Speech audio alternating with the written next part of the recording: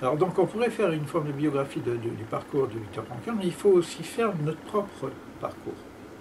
Parce que on ne va pas être franklien, je veux dire. C'est-à-dire qu'on va voir le parcours que... Moi, c'est pour ça que je parle de l'écriture.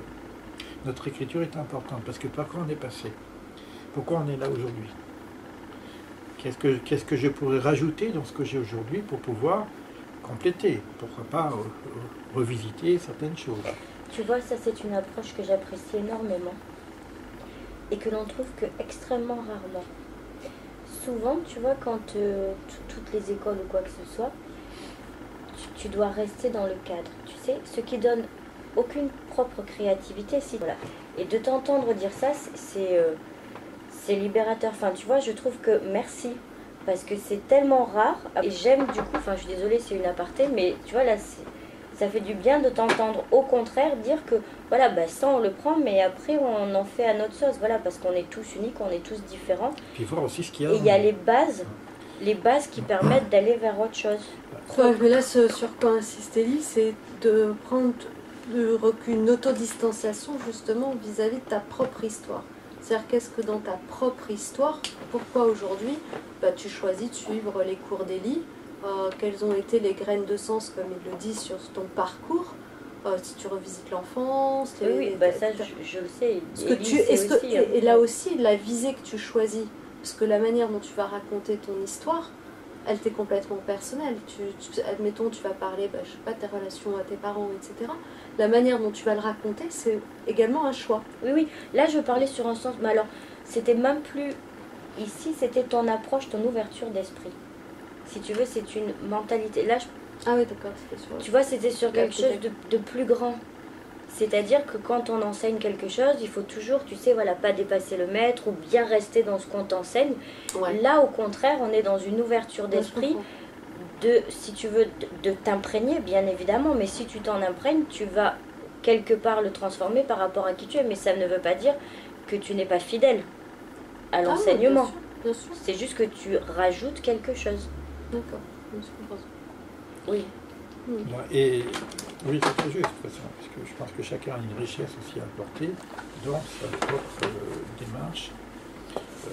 Voilà, donc moi je sais très bien que j'étais imprégné d'autres sagesses. J'ai appris des choses dans le monde avec d'autres sagesses qui m'ont rempli et qui me permettent de voir aussi dans le judaïsme des choses beaucoup plus profondes et de ne pas rester dans le dogme.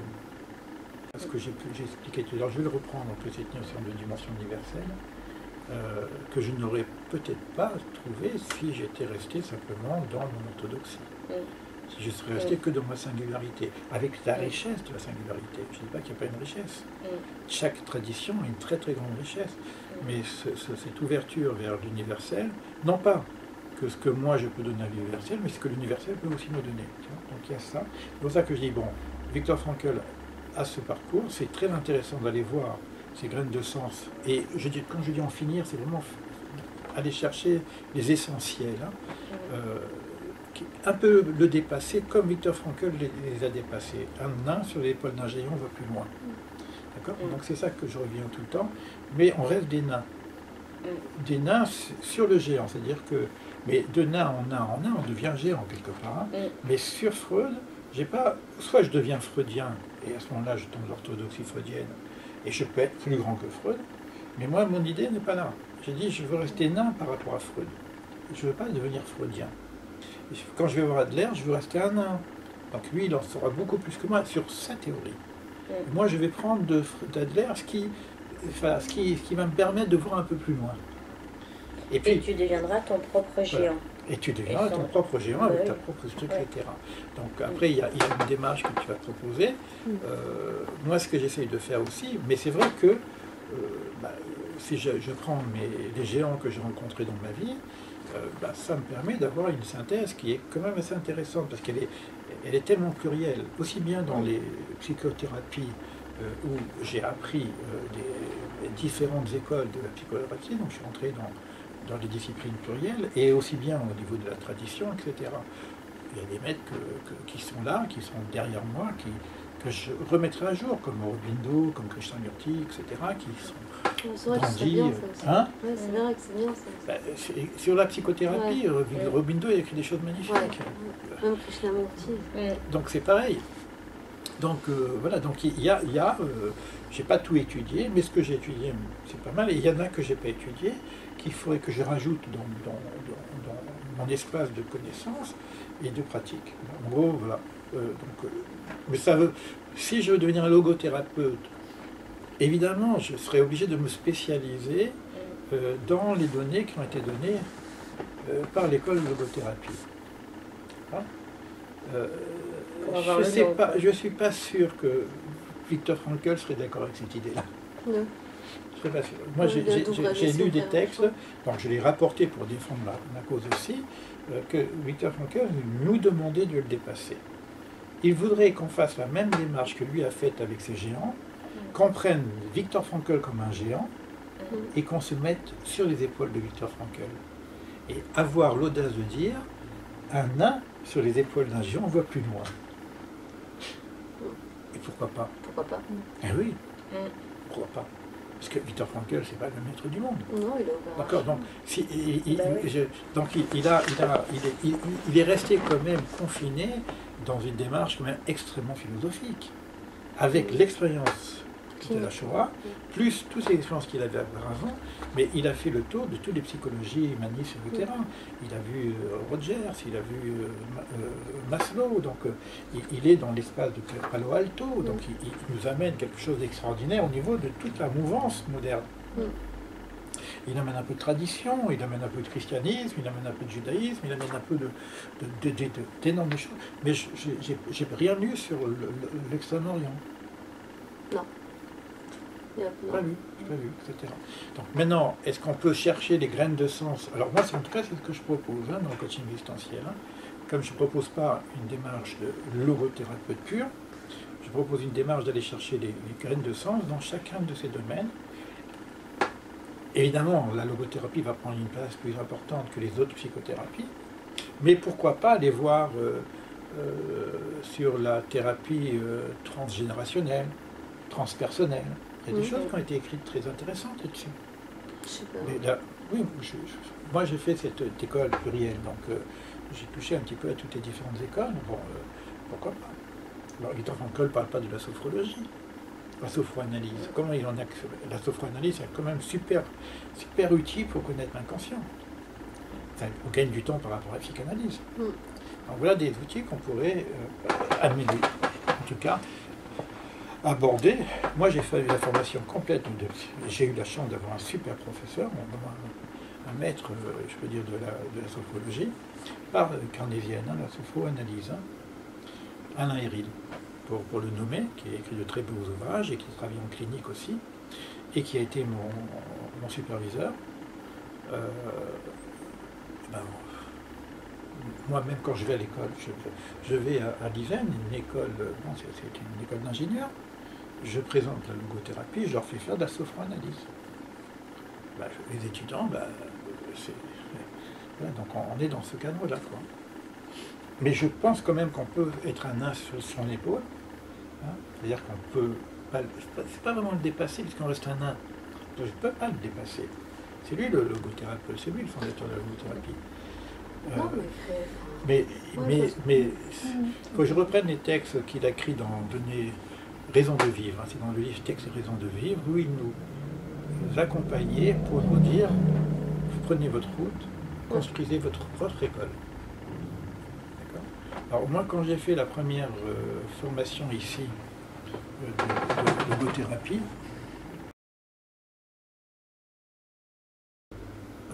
j'ai fait une exposition sur le coaching existentiel. Alors, je parle de ça il y a plus de 10 ans quand même. Il y avait le Valou. Pour moi, c'est peut-être un des plus grands spécialistes de logothérapie ici en France. Faut voir son livre quand même, c'est vraiment costaud. Et lui, il est placé par l'école de Vienne.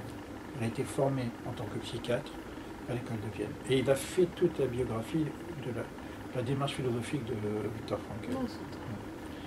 Donc il est venu ici, il nous a fait une exposition extraordinaire. Et moi, j'avais aussi Léo Bramy, qui est le directeur de l'école de Dallas. Hein? Ouais, Dallas. Je vais venir aussi Jean-Marc Montel, qui lui était président de l'association des psychiatres à dimension spirituelle, en Israël d'ailleurs. Il venait d'Israël, mais il s'est installé en Israël. Et moi j'ai présenté le coaching, parce que j'étais coach. Donc j'avais commencé à élaborer un coaching avec dimension spirituelle.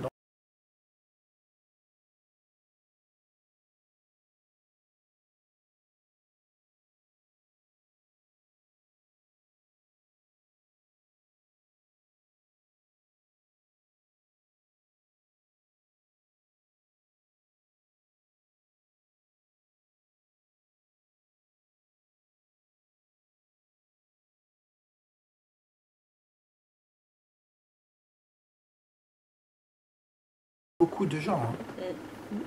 Comme beaucoup de gens.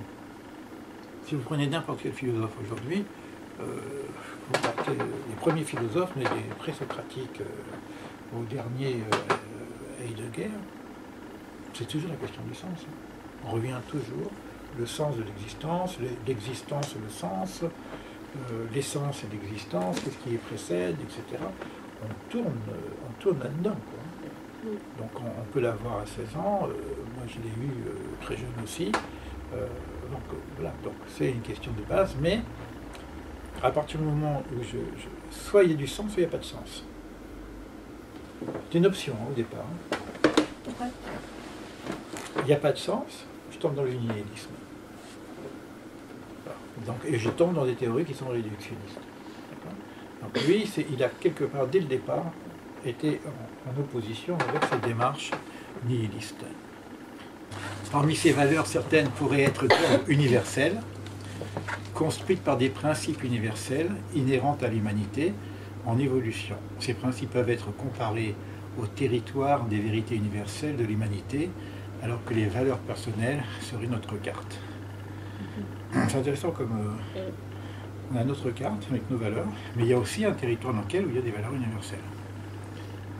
Dans un monde en mutation où incertitude, précarité, instabilité sont les maîtres mots, de nouvelles techniques de formation ouvertes au questionnement spirituel et intégrant les principes éthiques comme l'intégrité, l'humilité, la modestie, la fidélité, le courage, la justice, la patience, la simplicité, l'amour du prochain sont aujourd'hui les plus pertinentes pour une réussite globale et permanente. C'est avec ça que je suis rentré à l'ISEN, l'école d'ingénieur. C'est pour ça que j'ai été pris comme professeur dans une école d'ingénieur, alors que bon, je n'étais pas professeur, etc. C'est que le directeur qui avait envie d'apporter d'autres valeurs à leurs étudiants que les valeurs techniques, etc. J'ai fait mon DESS sur ça. J'ai fait donc une recherche, donc mon mémoire. C'était justement le développement de la formation humaine et sociale dans les écoles d'ingénieurs. Je peux poser une question? Oui, bien sûr. Comment on peut accéder à ce langage plus métaphysique, plus symbolique? D'une part, je pense qu'il y a aussi il y a deux démarches. Hein. Il y a la démarche donc, de l'écoute de l'inconscient, mais on ne sait pas décoder souvent. Il y a l'univers des rêves et tout ça. L'univers des rêves, oui. Oui. Mais il n'y a pas d'école, enfin, ce que je veux dire. Il y a des écoles, mais c'est des écoles initiatiques. Ah, c'est ça. C'est des écoles initiatiques. Okay. J'espère qu'on arrivera à ça. En tout cas, bon, pour moi, le summum d'une école telle que je pense au niveau de l'État Sophia, c'est d'arriver à un moment donné à aborder l'école initiatique. Mais le problème, c'est toujours pareil, on aura le même problème que Viktor Frankl, le religieux, pas religieux, le machin, etc.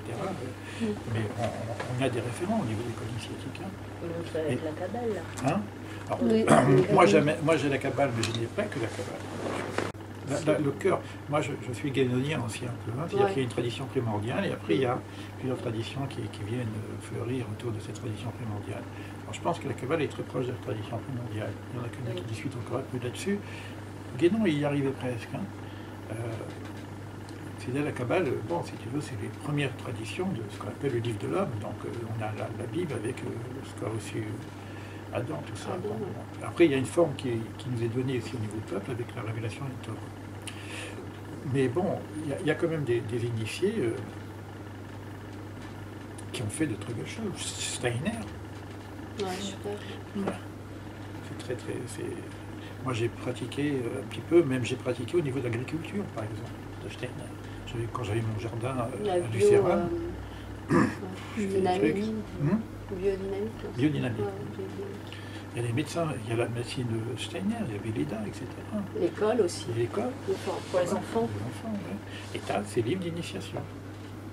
Tu as Robindo aussi, il y a une initiation là-dedans. Ouais. Alors là, c'est pas dans le symbolique, hein. On n'est pas dans le symbolique. On est dans des ouvertures comme ça.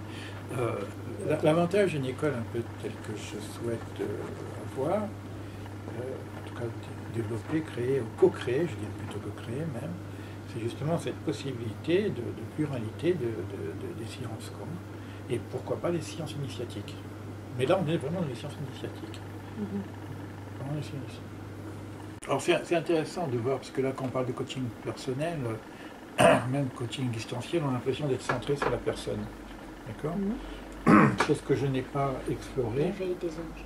C'est que dans le coaching classique, nous avons le coaching collectif, c'est-à-dire le coaching team building, etc., dans les entreprises, tout ça. D'accord ?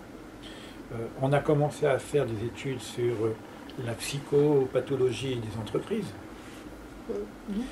Et apporter, bon, ce que je parle dans cette école dans laquelle je travaille, apporter du sens un petit peu dans les entreprises, transformer l'entreprise en dimension humaine, etc. Donc on reste dans le domaine philosophique, social, etc. Donc développement personnel, donc, tout ce qui est formation humaine et sociale. Mais pourquoi pas monter encore le degré, d'accord ? Et pourquoi pas faire une analyse globale, même sociale, même géopolitique, de ce qui se passe dans le monde, mais avec cette dimension-là, de la transcendance. Et pourquoi pas avec la dimension symbolique dont nous parlons. Parce que ce que nous vivons, c'est pas n'importe quoi. Donc ça, c'est encore un autre niveau. On n'a pas, nous, la prétention de toucher les politiques, mais quelque part, au moins comprendre ce qui se passe.